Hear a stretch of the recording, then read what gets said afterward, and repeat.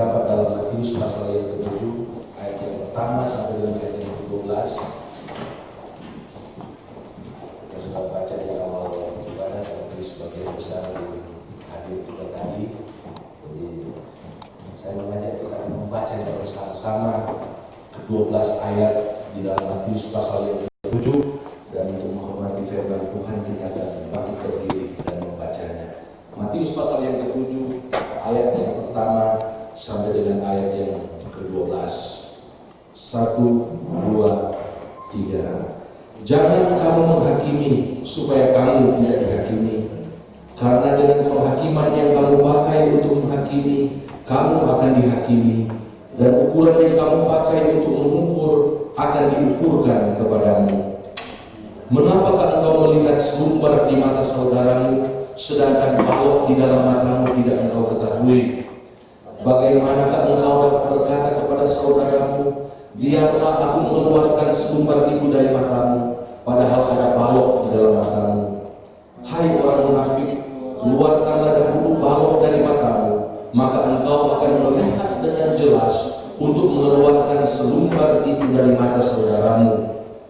Jangan kamu memberikan barang yang bulus kepada anjing, dan jangan kamu melemparkan mutiaramu kepada babi, supaya jangan diinjak-injaknya dengan kakinya, lalu ia berbalik mengoyak kamu. Mintalah, maka akan diberikan kepadamu. Carilah, maka kamu akan mendapat. Ketoklah, maka pintu akan dibukakan bagimu. Karena setiap orang yang meminta menerima, dan setiap orang yang mencari mendapat, dan setiap orang yang mengetok baginya pintu dibukakan. Adakah seorang daripadamu yang memberi batu kepada anaknya jika ia meminta roti, atau memberi ular jika ia meminta ikan? Jadi, jika kamu yang jahat tahu memberi pemberian yang baik kepada anakmu, apalagi Bapamu yang di sorga, Ia akan memberikan yang baik kepada mereka yang meminta kepadanya. Segala sesuatu yang kamu kehendaki supaya orang perbuat kepadamu, perbuatlah demikian juga kepada mereka. Itulah isi seluruh hukum Taurat dan kitab para nabi. Bersama Tuhan, silakan duduk. Tema minggu ini adalah hubungan yang akan membangun komunitas di mana saya dan saudara ada. Yang paling dekat itu keluarga, kemudian keluarga Allah, yaitu gereja. Dan ayat-ayat di dalam teks yang sudah kita baca bersama-sama ini sangat penting untuk kita terapkan di dalam upaya kita membangun suatu hubungan di dalam setiap komunitas, baik di tengah-tengah keluarga, di kantor, di organisasi, maupun di dalam sebuah gereja. Kehadiran saya dan saudara di dalam sebuah komunitas diharapkan akan membawa dampak yang positif yang akan membuat komunitas tersebut menjadi semakin baik di dalam segala hal. Jika komunitas itu memiliki kebiasaan-kebiasaan yang duniawi seperti sombong, kesombongan, berlaku tidak adil, tidak jujur, suka korupsi, egois atau mementingkan diri sendiri dan lain-lain seperti yang terdaftar di dalam Galatia 5 ayat 19 sampai ke 21, perbuatan daging, maka sebagai orang Kristen kita tidak boleh jadi sama seperti mereka, melainkan kita harus menjadi garam dan terang seperti yang Tuhan amanatkan di dalam Matius pasal yang kelima ayat yang ke-13 sampai dengan ayat yang ke-14. Kamu adalah garam dunia, kamu adalah terang dunia. Saudara dan saya berada di tengah-tengah lingkungan yang mayoritas belum percaya kepada Tuhan. Ini adalah fakta, dan itu bukan terjadi begitu saja atau secara kebetulan Tuhan tempatkan kita di tengah-tengah suku Sunda yang mayoritas belum percaya kepada Tuhan, melainkan Tuhanlah yang membawa saya dan saudara. Mengapa kita berada di Sentul City ini? Mengapa kita berada di komunitas di mana kita berada saat ini? Tuhan yang membawa kita, Tuhan yang menempatkan kita, bukan secara kebetulan. Dan kita harus mengingat akan amanat daripada Tuhan, tugas yang Tuhan berikan kepada kita, di mana di dalam Matius pasal yang ke-10 ayat ke-16 Yesus berkata, kehadiran kita di tengah-tengah komunitas ini Memang kita secara mungkin kita minoritas, mereka lebih banyak, tetapi Tuhan berkata, lihat, aku mengutus kamu seperti domba ke tengah-tengah serigala. Sebab itu kita harus cerdik seperti ular dan tulus seperti merpati. Kesaksian di worship night tadi malam, ya. Wah, Bapak Ibu yang tidak hadir, tinggal tunggu seminarnya nanti. Frase hendaklah kamu cerdik seperti ular dan tulus seperti merpati, itulah kebenaran-kebenaran Alkitabiah yang harus kita terapkan di komunitas manapun juga kita berada, sampai kita dengan pertolongan Roh Kudus dapat mengubah dan mentransformasi komunitas-komunitas di mana kita menjadi salah satu bagiannya. Cerdik seperti ular, tulus seperti merpati, itulah sebenarnya misi, itulah sebenarnya pembinaan, pemuritan yang diadakan di gereja-gereja, seminar-seminar, bagaimana kita bisa mengaplikasikan perkataan Yesus ini, cerdik seperti ular, tetapi harus sesuai dengan kebenaran firman Tuhan, tulus seperti merpati. Kebenaran-kebenaran yang akan saya sampaikan ini berkaitan dengan bagaimana kita harus cerdik seperti ular, tetapi tulus seperti merpati. Hubungannya akan membangun komunitas kita. Yang pertama-tama, kita harus mengembangkan sifat dan sikap yang rendah hati. Yang pertama-tama, kita harus mengembangkan sifat dan sikap yang rendah hati. Yang salah satu di antaranya, ayat yang pertama katakan, kita menjadi orang Kristen yang tidak suka menghakimi. Ayat yang pertama sampai dengan ayat yang kelima. Matius pasal yang ke-7, ayat pertama sampai dengan ayat yang kelima. Perkataan mekrinete yang diterjemahkan oleh lain dengan jangan kamu menghakimi, lebih tepat diterjemahkan dengan janganlah berlaku seperti hakim. Jemaat-jemaat Tuhan, orang-orang percaya, hamba Tuhan sekaliber apapun juga, Tuhan tidak menghendaki untuk menjadi hakim, tetapi kita dikehendaki untuk menjadi hamba, tak melakukan firman Tuhan. Ada beberapa alasan orang Kristen tidak boleh menghakimi sesamanya. Yang pertama-tama, karena yang bisa menghakimi hanyalah seorang yang tidak pernah berbuat dosa. Hal ini dapat kita lihat di dalam Yohanes pasal yang ke-8 ayat yang ke-7. Yohanes 8 ayat yang ke-7, di mana ketika Yesus membela seorang wanita yang akan dilempari batu oleh karena kedapatan sedang berbuat zina, Yesus mengizinkan mereka melakukannya. Saudara bisa melihatnya, tetapi dengan satu syarat. Dia katakan dalam ayat yang ke-7, barang siapa di antara kamu tidak berdosa, hendaklah ia yang pertama melemparkan batu kepada perempuan itu. Dan kita tahu hal itu tidak akan mungkin terjadi, karena Roma 3 ayat ke-23 berkata, semua manusia telah berbuat dosa dan telah kehilangan kemuliaan Allah. Di dalam Roma pasal yang kedua, yang pertama, Paulus menegaskan kebenaran ini akan keberdosaan orang-orang yang belum mengenal Tuhan, akan sifat yang suka berbuat dosa dari orang-orang Kristen, sehingga orang-orang Kristen ini tidak boleh menghakimi sesama. Dia katakan, karena itu hai manusia, siapapun juga engkau yang menghakimi orang lain, engkau sendiri tidak bebas dari salah. Sebab dalam menghakimi orang lain, engkau menghakimi dirimu sendiri, karena engkau yang menghakimi orang lain melakukan hal-hal yang sama. Artinya, kalau ada istilah podowai, sama saja. Kalau ada orang yang berdosa, kita tidak berhak menghakiminya, karena kita juga orang berdosa. Siapa yang tidak pernah berbuat dosa, baik dalam pikiran, kalau mungkin di dalam fisik, ada yang mengatakan saya tidak pernah berbuat dosa, tetapi apakah dalam pikiran? Alkitab berkata, seorang yang tahu yang baik tapi dia tidak melakukannya, maka dia berdosa. Itu kata firman Tuhan. Yang memiliki otoritas untuk menghakimi hanyalah Tuhan Yesus, karena dia adalah pribadi yang tanpa dosa, yang pernah terlahir ke dunia ini.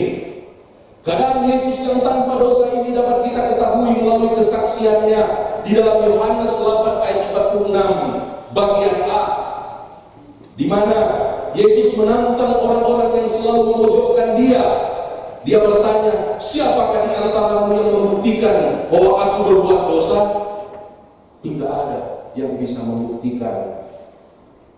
Kemudian bukti yang kedua tentang Yesus yang tidak berdosa, kita bisa lihat di dalam Yohanes 19 ayat keempat. Ini berbicara tentang pengadilan Pontius Pilatus, di mana ketika dia memeriksa Yesus, dia mengambil kesimpulan, lihatlah, aku membawa dia keluar kepada kamu, supaya kamu tahu bahwa aku tidak mendapati kesalahan apapun padanya. Murid yang pernah menyangkal Yesus 3 kali, Petrus juga memberikan kesaksian tentang kesucian Yesus, di mana dia katakan di dalam 1 Petrus 2 ayat ke-22 sampai ayat ke-23, ia tidak berbuat dosa dan tipu tidak ada dalam mulutnya. Ketika ia dicaci maki, ia tidak membalas dengan mencaci maki. Ketika ia menderita, ia tidak mengancam, tetapi ia menyerahkannya kepada Dia yang menghakimi dengan adil. Dan di dalam ayat yang ke-21, kita mundur ayat ke-21, Petrus berkata, Yesus telah meninggalkan teladan bagimu, supaya kamu mengikuti jejaknya. Amin. Yesus pribadi yang tanpa dosa, tapi dia tidak mau menghakimi. Dan Petrus berkata, itu teladan yang Tuhan berikan kepada kita. Kita harus mengikuti apa yang Yesus lakukan. Di dalam Yohanes 8 ayat yang ke-11, masih kisah tentang perempuan yang kedapatan berzina. Yesus berkata, hai perempuan, di manakah mereka? Tidak adakah seorang yang menghukum engkau? Jawabnya, Tuhan, tidak ada Tuhan. Lalu kata Yesus, aku pun tidak menghukum engkau. Pergilah dan jangan berbuat dosa lagi mulai dari sekarang. Manusia tidak bisa menjadi hakim, karena Alkitab berkata hanya Yesus pembuat hukum, dia juga sebagai hakim. Yakobus 4 ayat 12. Firman Tuhan berkata, hanya ada satu pembuat hukum dan hakim, yaitu Dia berkuasa menyelamatkan dan membinasakan. Tetapi siapakah engkau sehingga engkau mau menghakimi sesamamu manusia? Hanya Yesus. Orang-orang percaya, hamba-hamba Tuhan tidak bisa menghakimi jemaat, tidak bisa menghakimi sesamanya. Amin. Haleluya. Karena kita tidak layak, kita perlu diselamatkan juga oleh Tuhan. Kita perlu diampuni oleh Tuhan. Jangan kita membuang-buang waktu untuk memperbaiki orang lain, kecuali dalam konteks kita menjalankan karunia dalam melayani. Tuhan ajarkan kepada kita, mari kita menjaga hidup kudus, mari kita meneladani Yesus. Tidak akan ada cukup waktu untuk kita meneladani Yesus, baik dalam perkataan, perbuatan, sikap, dan tingkah laku. Itulah panggilan Tuhan yang pertama dalam hidup kita, yang terutama. Sebab Allah memanggil kita bukan untuk berbuat cemara. Allah memanggil kita untuk kita hidup dalam kekudusan. Panggilan tertinggi kita menjadi sama seperti Yesus, sempurna seperti Bapa di sorga. Haleluya. Akan tetapi sikap Tuhan Yesus ini tidak boleh disalahartikan. Berarti kalau ada orang yang kedapatan berbuat salah, maka dia hanya dibiarkan saja tanpa diberikan teguran atau sanksi. Kata-kata pergilah dan jangan berbuat dosa lagi di dalam Yohanes pasal yang ke-8, atau peringatan yang tegas yang Yesus sampaikan ini, itu merupakan satu teguran yang perlu kita orang-orang percaya dalami, perhatikan. Mengapa saya katakan demikian? Mari kita melihat sebuah kisah di dalam Yohanes pasal yang ke-5. Saya mengajarkan kepada kita kebenaran firman Tuhan yang satu, kita terangkan dengan kebenaran firman Tuhan yang lain, karena itulah penafsiran yang paling dekat dengan kebenaran Allah. Dalam Yohanes pasal yang kelima, ini tentang orang lumpuh yang disembuhkan oleh Tuhan Yesus. Ketika orang itu sembuh dan bertemu dengan Yesus, dalam ayat yang ke-14, Yesus memperingatkan orang itu. Perhatikan peringatan daripada Tuhan. Engkau telah sembuh, jangan berbuat dosa lagi, supaya padamu jangan terjadi yang lebih buruk. Apakah hal yang lebih buruk dari kelumpuhan? Yang pasti bukan sakit demam, bukan diare seperti yang dialami beberapa jemaat kita, bukan pilek, bukan stroke atau penyakit-penyakit lainnya. Yang lebih buruk dari kelumpuhan, kita sepakat, itu adalah kebinasaan, kematian secara rohani. Dan Ibrani 10 ayat ke-29 berkata, ketika orang-orang percaya hidup dalam kasih karunia, hidup dalam kebenaran dipimpin oleh Roh Kudus, kemudian dia kembali meninggalkan Tuhan, dia murtad. Kesaksian tadi malam, Ibrani berkata, betapa lebih beratnya hukuman yang harus dijatuhkan atas dia yang menginjak-injak anak Allah, yang menganggap najis darah perjanjian, yang menguduskannya, dan yang menghina roh kasih karunia. Kalau saudara dan saya diampuni oleh Tuhan, saudara dan saya diampuni atau ditegur oleh gereja, oleh hamba-hamba Tuhan, jangan kita melakukan lagi apa yang kita langgar. Sebab kasih karunia Tuhan itu ada batasnya, ada waktunya. Ada banyak kesaksian orang-orang percaya meninggal di dalam dosa. Apakah yang diselamatkan? Alkitab berkata, kalau orang percaya, dia kembali ke kehidupannya yang lama. Dia meninggalkan Yesus, dia murtad, maka dia seperti menginjak-injak anak Allah. Bagian yang lain dikatakan menyalibkan Yesus yang kedua kali, dan dia menghina Roh Kudus, menghina roh kasih karunia. Untuk itu bukan Tuhan tidak mau mengampuninya lagi, tetapi dia tidak ada keberanian untuk datang kepada Tuhan. Karena yang namanya dosa, dia menjerat, dia mengikat. Pencuri datang hanya untuk mencuri, membunuh dan membinasakan. Saya menyaksikan satu biografi seorang yang hebat, yang paling terkenal di dunia, dan dia memiliki kekayaan yang begitu luar biasa, termasuk orang terkaya di dunia. Dan akhirnya ditemukan ternyata itu merupakan proses bagaimana dia menipu begitu banyak orang karena mereka percaya kepada dia, dan akhirnya dia dipenjara sekitar mungkin hampir 100 tahun dan sekarang masih hidup. Dia adalah pendiri Nasdaq. Saya melihat biografinya. Saudara tahu apa yang dia katakan? Sebenarnya saya hanya punya target sekali dua kali saya berhasil mendapatkan kekayaan, kemudian saya akan memperbaiki, saya akan mengembalikan modal-modal daripada teman-temanku, pengusaha-pengusahaku. Tapi saudara tahu, itu rencana manusia, rencana iblis. Ketika kita kembali ke kubangan dalam tanda petik mengasihkan, mengenakan, akhirnya tidak ada waktu lagi untuk kembali kepada Tuhan. Dia di penjara, dia masih hidup, tetapi anaknya ada yang meninggal karena frustasi. Istrinya menceraikan dia. Semua anak-anak, ada anaknya juga yang akhirnya terlibat dengan berbagai hal yang membuat dia menderita di dalam penjara. Pencuri datang hanya untuk mencuri, membunuh dan membinasakan. Tuhan mungkin sudah menegur, Tuhan sudah mengampuni, Tuhan sudah memberikan kesempatan, tetapi itu disia-siakan. Akhirnya yang lebih buruk dari sebelumnya itu terjadi dan bisa mengalami kebinasaan.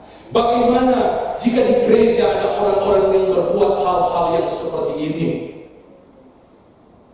yang menyakiti sesama jemaat atau merugikan sesama jemaat, bahkan menganiaya sesama jemaat dan berbuat sesuatu yang jahat kepada sesama jemaat? Atau bagaimana jika ada seorang jemaat kedapatan baik secara tersembunyi atau terang-terangan berdosa kepada Tuhan? Firman Tuhan pagi hari ini dengan jelas dan tegas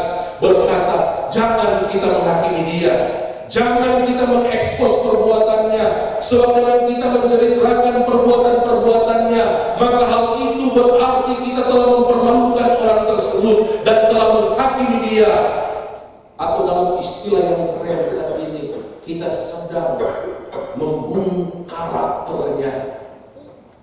Haleluya. Saya tidak tahu apakah ini terjadi di tengah-tengah gereja kita. Tuhan tolong agar supaya ini tidak terjadi. Apa yang harus kita lakukan? Ya. Kalau kita tidak boleh menghakimi, apa yang harus kita lakukan? Yang pertama-tama, Tuhan katakan di bagian yang kita baca tadi, andalkan doa. Berdoalah untuk orang itu. Kemudian yang kedua, bersabarlah, tunggu waktu Tuhan, karena dia juga punya Tuhan di sorga. Kalau kita melihat ada sesama kita yang jatuh dalam dosa, jangan kita menghakimi dia, kata firman Tuhan, karena masakan Tuhan tidak sanggup menjaga dia. Masakan kita lebih khawatir dia akan binasa dibandingkan Tuhan. Uruslah dirimu sendiri, berdoalah, serahkanlah persoalannya kepada Tuhan, dan serahkan kepada mekanisme yang Tuhan ajarkan di dalam Matius pasal 18 ayat yang ke-15 ayat yang ke-17, di mana Tuhan memberikan begini caranya ketika jemaat atau di dalam gereja terjadi penyimpangan. Yang pertama-tama Tuhan katakan ayat yang ke-15, kita perlu menegurnya di bawah 4 mata dengan lemah lembut, tetapi yang melakukannya ini gembala sidang. Gembala sidang, karena gembala sidang yang diberi otoritas, dia mewakili Tuhan untuk menggembalakan jemaat-jemaat. Jika ia mendengarnya, kata Tuhan Yesus, masalah dapat diselesaikan pada saat itu juga. Ayat 16, jika ia tidak mau mendengarkannya, maka kita perlu memanggil 1 atau 2 orang yang berhikmat, yang dihormati untuk membantu penyelesaian masalah. Jangan tukang gosip kita panggil, ya. Panggil diaken, majelis, hamba Tuhan yang rendah hati, yang terbeban juga untuk menolong sesama. Jika ia mau mendengarkan, masalah dapat diselesaikan. Tetapi ayat yang ke-17 katakan, jika ia tidak mau mendengarkan mereka, maka sampaikanlah soalnya kepada jemaat. Gereja sebagai jemaat Allah melakukannya. Bagaimana ketika ada hamba Tuhan, dia melakukan kesalahan, itu biasanya diedarkan. Kalau ada diberi sanksi, ada yang dipecat, ada yang tidak boleh berkhotbah, sekalipun prosesnya kadang-kadang tidak adil. Tapi kalau gereja kita tidak pernah, ya, belum ya. Ini ajaran Tuhan supaya tujuannya orang itu bisa berubah, orang itu bisa dalam pengertian yang lain, dia menjadi malu, kemudian dia menyesal, kemudian dia kembali ke jalan yang benar. Haleluya. Kalau dia tidak mau mendengarkan, anggaplah dia seperti orang yang belum mengenal Tuhan. Ayat ke-17 dikatakan, pandanglah dia sebagai seorang yang tidak mengenal Allah atau seorang pemungut cukai. Pertanyaannya, masih di gereja kan atau sudah di luar gereja? Jawabannya, dia masih ada di gereja, tetapi kita harus menginjili dia seperti kita menginjili orang yang belum pernah mengenal Allah. Harus beritakan Injil, harus beritakan firman Tuhan kepadanya. Dan kita tidak boleh percayakan pelayanan yang strategis terhadap orang yang seperti ini, karena dia masih jiwa yang terhilang. Alasan yang kedua, mengapa kita tidak boleh menghakimi sesama kita? Yang kedua, karena jika kita sudah tahu kebenaran bahwa menghakimi bukanlah domain kita, tetapi kita tetap menghakimi, maka pada saat itulah Yesus berkata, kamu orang munafik. Matius 7 ayat 5 berkata, hai orang munafik, kalau kita masih tetap menghakimi, sekalipun kita tahu kita orang yang tidak perlu menghakimi, maka keluar kata-kata munafik. Munafik adalah hipokrites, dari hipokrites. Hipokrites berarti orang yang suka berpura-pura, atau dalam istilah yang kita suka dengar, muka dua. Orang yang munafik adalah orang yang bermuka dua. Dan Matius pasal yang ke-6 ayat yang ke-5 berkata bahwa orang-orang yang seperti ini, doa-doanya tidak akan dikabulkan oleh Tuhan.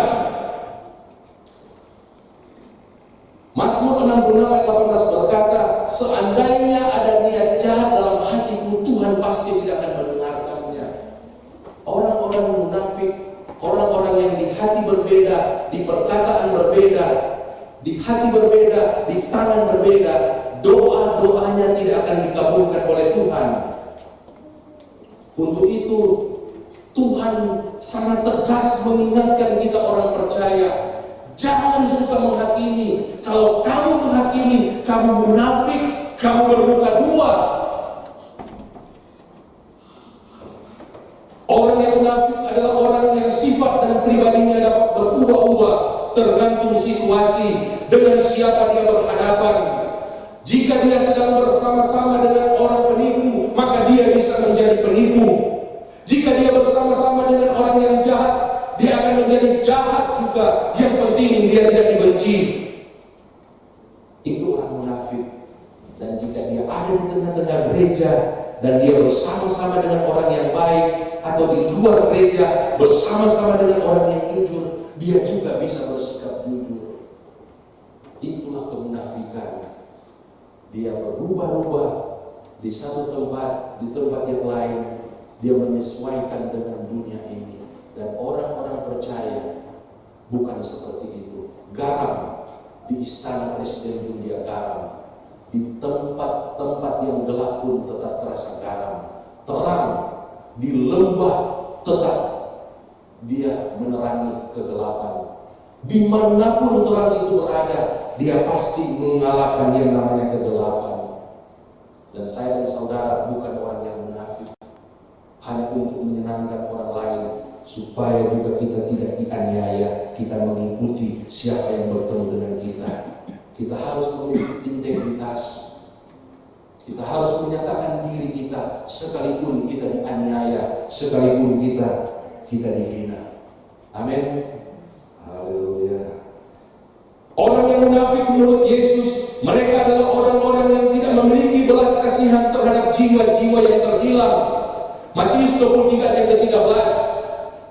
Ahli-ahli Taurat dan orang-orang Farisi, Tuhan menyatakan bahwa mereka adalah orang-orang yang munafik. Karena apa? Dikatakan di dalam bagian ayat ke-13, celakalah kamu hai ahli-ahli Taurat dan orang-orang Farisi, hai kamu orang-orang munafik, karena kamu menutup pintu-pintu kerajaan surga di depan orang, sebab kamu sendiri tidak masuk dan kamu merintangi mereka yang berusaha untuk masuk.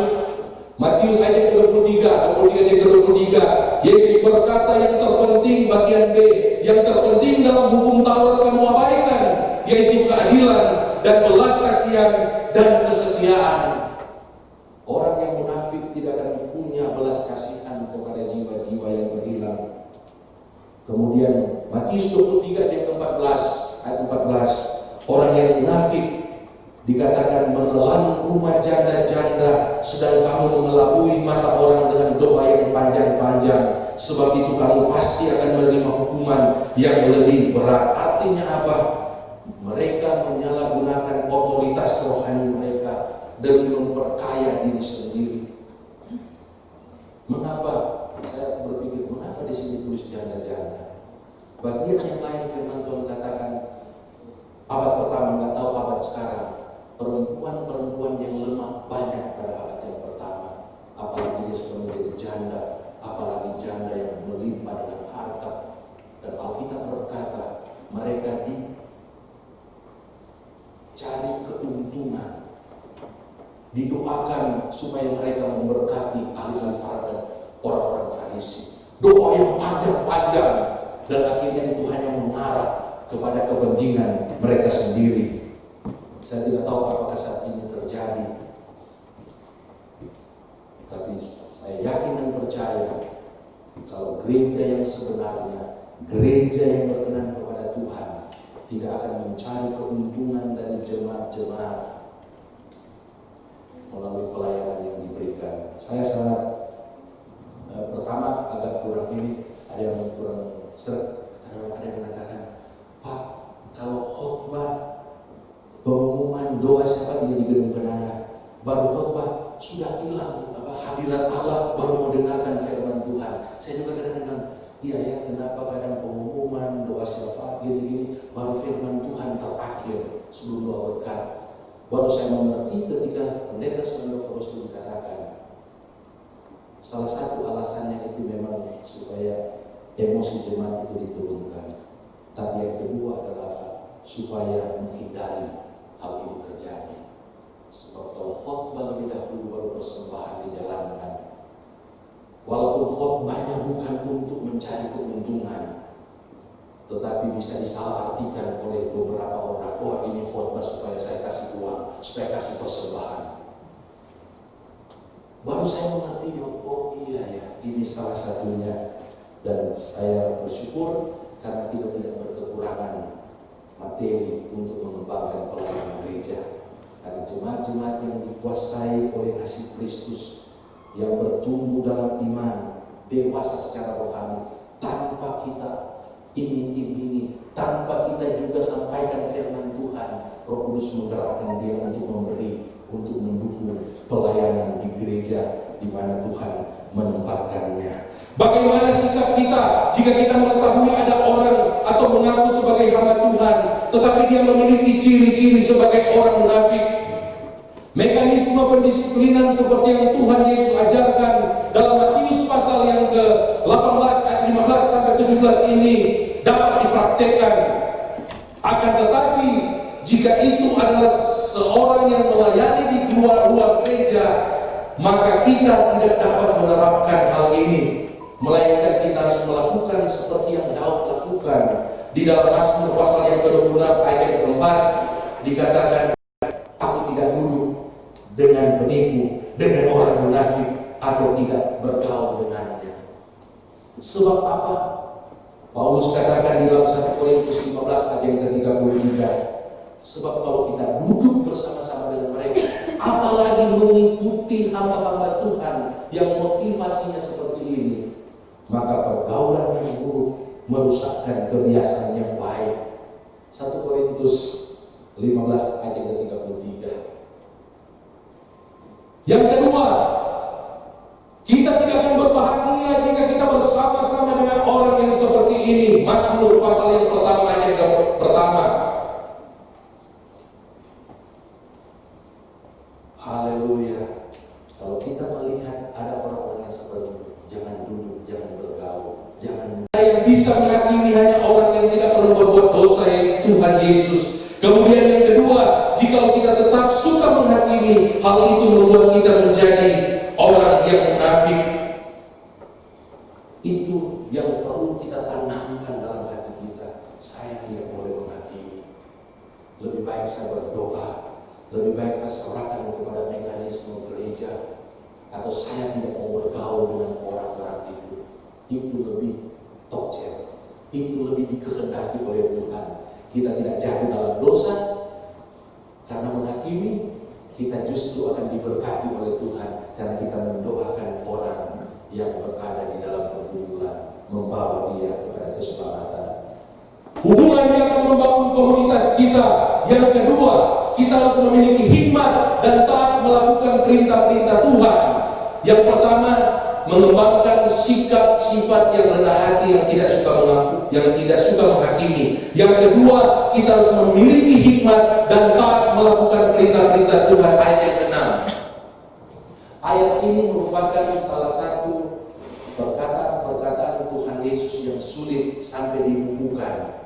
Apa artinya? Jangan kamu memberikan barang yang kudus kepada anjing, dan jangan kamu melemparkan mutiaramu kepada babi, supaya jangan diinjak-injaknya dengan kakinya, lalu berbalik mengoyak kamu. Saya tidak bisa menafsirkan sendiri, jadi saya pinjam teolog, pikiran teolog. Dia katakan, Wycliffe berkata, anjing dan babi adalah binatang yang menjijikkan bagi orang Israel. Dan dia katakan orang-orang Kristen yang tidak taat melakukan firman Tuhan, maka mereka diibaratkan seperti anjing dan babi. Sudah mati balik berkembang, sudah disayangi balik menyakiti Tuhannya. Ini berbicara soal seluruh firman Tuhan, tetapi konteks dekat daripada ayat ini berbicara soal ayat-ayat yang sebelumnya. Jangan suka menghakimi. Kalau orang Kristen yang suka menghakimi, maka dia diibaratkan seperti apa? Saudara menjawabnya sendiri. Dan itu akan merugikan Karena bagian yang terakhir dikatakan kita bukan akan diberkati, tetapi akan diinjak-injak, akan disakiti. Haleluya. Kita tidak akan diberkati, tetapi kita akan mengalami hukuman. Jikalau kita menghakimi, maka ayat 2 berkata, Matius pasal yang ke-7 ayat ke-2 berkata, kita akan dihakimi. Begitu juga dengan ajaran-ajaran Tuhan lainnya, yaitu seluruh Alkitab ini. Rasul Yakobus berkata dalam Yakobus 1 ayat ke-22, tetapi hendaklah kamu menjadi pelaku firman dan bukan hanya pendengar saja, sebab jika tidak demikian, kamu menipu diri sendiri. Kalau kita tidak taat kepada firman, berarti kita menipu diri sendiri. Siapa yang pernah ditipu oleh orang lain? Banyak ya, hampir semua ya. Maka kita akan dirugikan, kita akan menderita. Mari kita bayangkan berapa banyak kali kita tahu firman Tuhan, tetapi kita tidak melakukannya.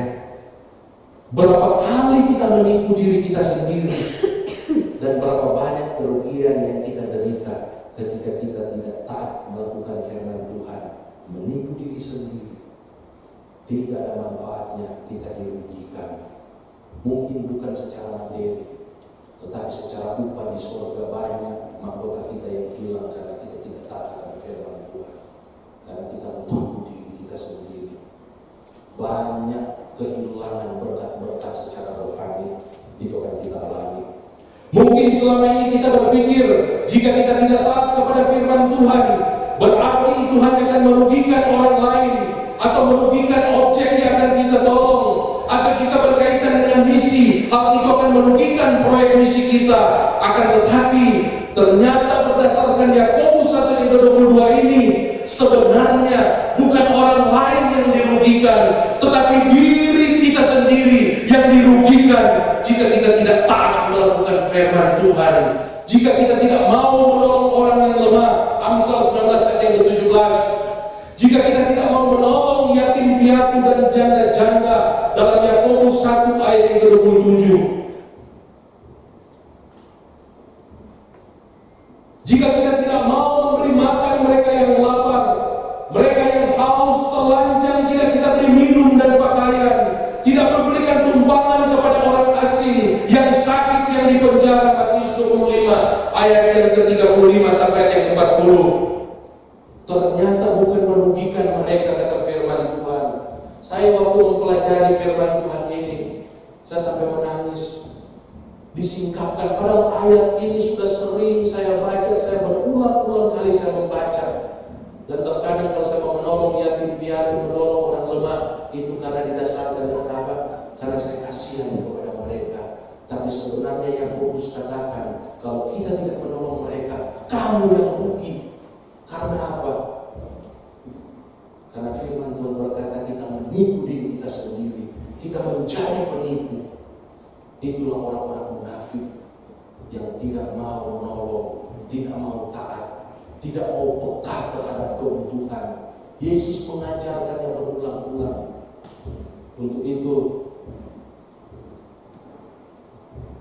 mari kita mengasihi sesama kita. Mari kita taat melakukan firman Tuhan, supaya kita tidak akan menipu diri kita sendiri. Ayat ke-46 dalam Matius pasal yang ke-25.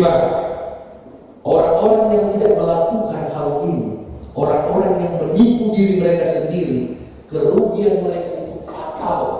Karena Yesus berkata, dan mereka ini akan masuk ke tempat siksaan yang kekal, tetapi orang benar ke dalam hidup yang kekal. Ingat Lazarus dan orang kaya. Dia bukan menghujat Yesus Roh Kudus sehingga dia masuk neraka. Saudara tahu apa dosa yang dia lakukan? Dia berlimpah dengan kekayaan dan makanan, tapi dia tidak memberi makan seorang pengemis. Tidak perlu diterjemahkan lagi lain-lain.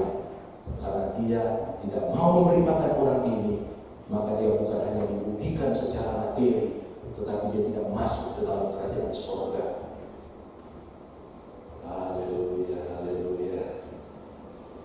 Daniel pasal yang ke-12 ayat yang kedua berkata, dan banyak dari antara orang-orang yang telah tidur di dalam dedaupan akan bangun, sebagian untuk mendapat hidup yang kekal, sebagian untuk mengalami kehinaan dan kengerian kekal. Kiranya kita menjadi orang-orang yang dibangkitkan dan diangkat menjadi raja bersama-sama dengan Yesus, bukan yang dibangkitkan tapi dilemparkan ke kematian yang kedua, yaitu lautan api yang bernyala-nyala. Haleluya. Bagaimana caranya supaya kita dapat memperoleh hikmat, supaya kita bisa taat melakukan firman Tuhan? Firman Tuhan berkata, hikmat itu datang ketika saudara membaca firman Tuhan. Kebenaran ini disingkapkan kepada saya karena setiap hari saya membaca firman Tuhan, saya merenungkan firman Tuhan. Sekarang sudah sampai di kitab Roma. Kalau selesai kitab Roma sudah 14 kali. Kalau selesai saya baca terus, saya baca terus. Karena apa? Hanya dengan kita membaca firman Tuhan, berarti kita akan menjadi pribadi-pribadi yang dewasa secara rohani. Kita tahu isi hatinya Tuhan. Dan sebagai pengajar, itu kebutuhan yang utama. Ya.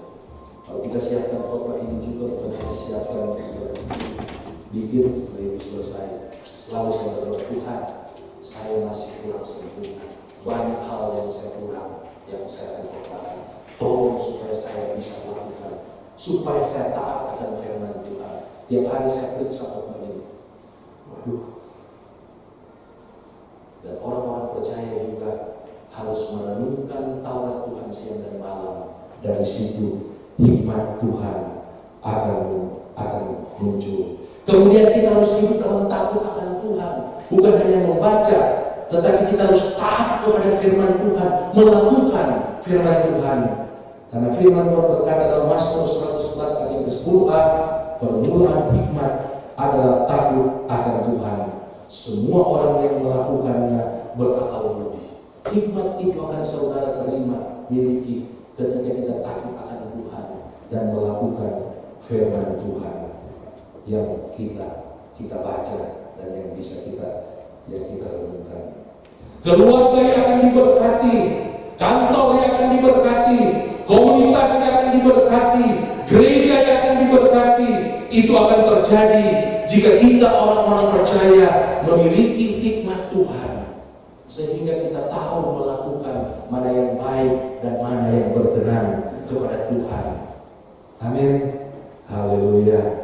Kemudian yang ketiga, yang terakhir, hubungan yang akan membangun komunitas kita. Yang ketiga, jika kita mau memberikan waktu untuk mendoakan komunitas kita. Matius 7 ayat yang ke-7 sampai dengan ayat yang ke-11. Berdoa. Mungkin saudara yang lebih dikerjakan oleh pendeta ini, saudara bisa melihat hubungan yang membangun komunitas, salah satu di antaranya adalah doa. Dengan kita berdoa di tengah-tengah keluarga, di kantor. Saya bersyukur kepada Tuhan ada orang-orang percaya sebelum mulai kegiatan di kantor, bukan di gereja, tapi di kantor, dia mengumpulkan dulu anak buahnya, kemudian berdoa. Kalau semua orang Kristen berdoa secara Kristen, tetapi kalau ada yang belum percaya kepada Tuhan, berdoa menurut keyakinan masing-masing. Beberapa hari yang lalu saya kaget, saya ditelepon, Pak, bisa sampaikan khotbah. Saya bukan kaget ditawarin khotbah. Yang undang saya kaget karena apa? Yang undang saya mantan staf kita di tempat ini, Bapak Ayu.